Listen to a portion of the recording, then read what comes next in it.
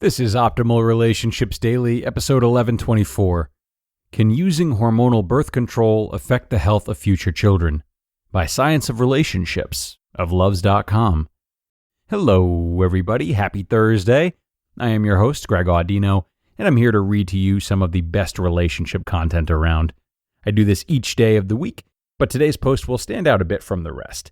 For those who like science more than the gushy stuff or the narrative stuff, this post will be for you, as we're going to be hearing about what the folks at Luvze.com have learned about the effects of birth control on future children, after compiling research and knowledge from a few different studies. So listen close. I'm going to start the post now and optimize your life. Can using hormonal birth control affect the health of future children? By Science of Relationships of Luvze.com.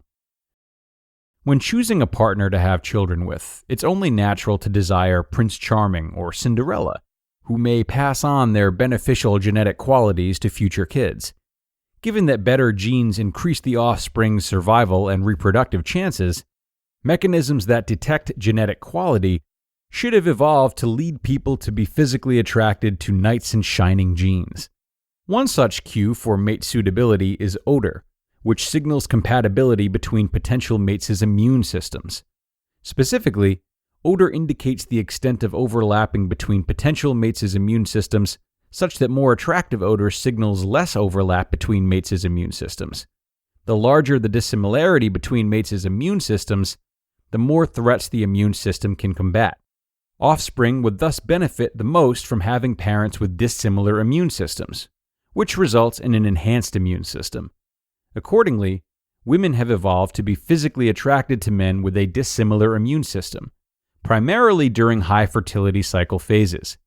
Using the sweaty t-shirts paradigm, in which female participants sniff t-shirts recently worn by males, studies have demonstrated that women indeed tend to prefer the scent of partners with dissimilar immune systems over that of partners with similar immune systems.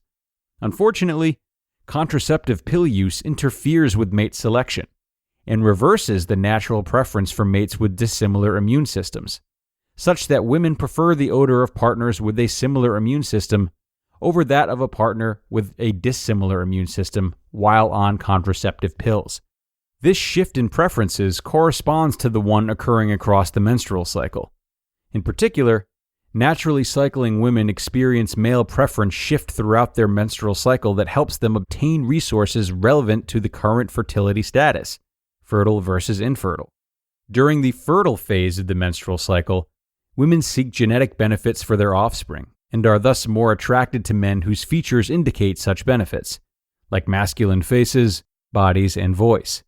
In contrast, during the infertile phase of the cycle, women seek cues of high investment in parenting and partnership, which are typically associated with fewer masculine features.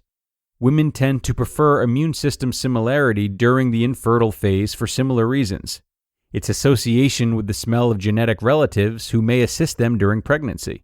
Because contraceptive pills introduce hormones that prevent ovulation and lead to temporary loss of fertility, women's natural preference fixates on similarity, as in natural infertile phases of the cycle.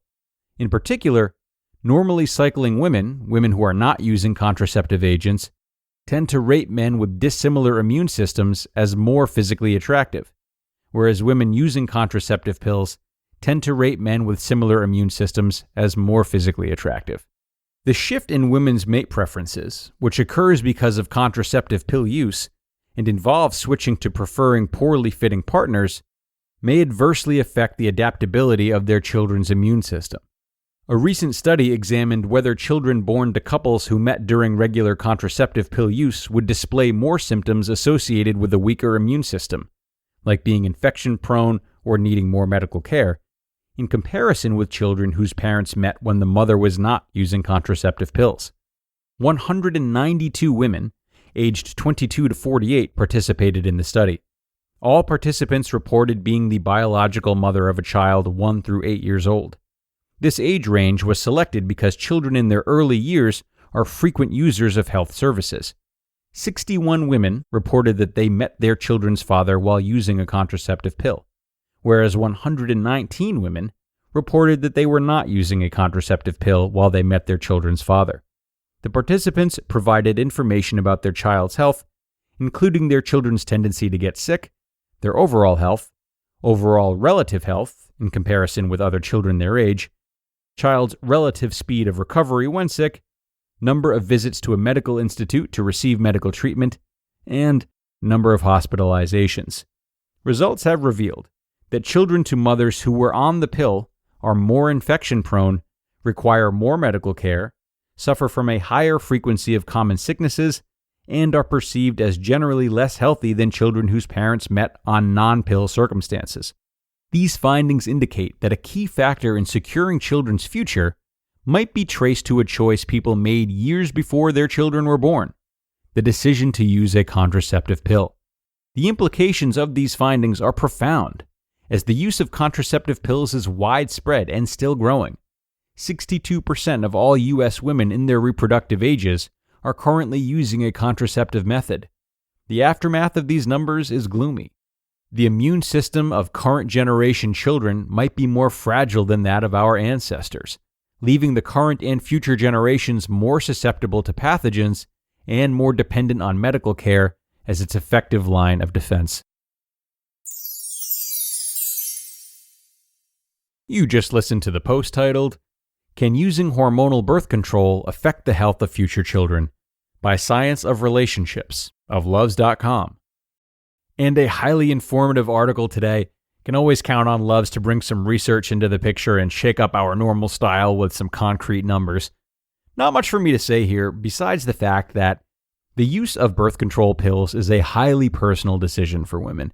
And as I'm sure Dr. Neal over on Optimal Health Daily can attest to, when it comes to any type of pill or medication, there are so many side effects that are well worth considering. Though they might not always be advertised as such, many of them can affect the person we bring to our relationships. They affect ourselves. Whether it's altering the partners we may pick, like we learned about today, or anything else from changes in mood, activity, our ability to communicate, and so on. We bring our whole selves to relationships. And because medications can stand to change pieces of who we are, we must pay attention to their side effects and appropriate research for our sake and the sakes of those who we care about. So, that is all for now, everybody. I hope you were able to stick with this article. I hope you learned something from it and that it's given you something to think about should birth control be a part of your life or the life of a loved one. And do be sure to come on back tomorrow for another parenting post in the Friday show. I'll see you there, where your optimal life awaits.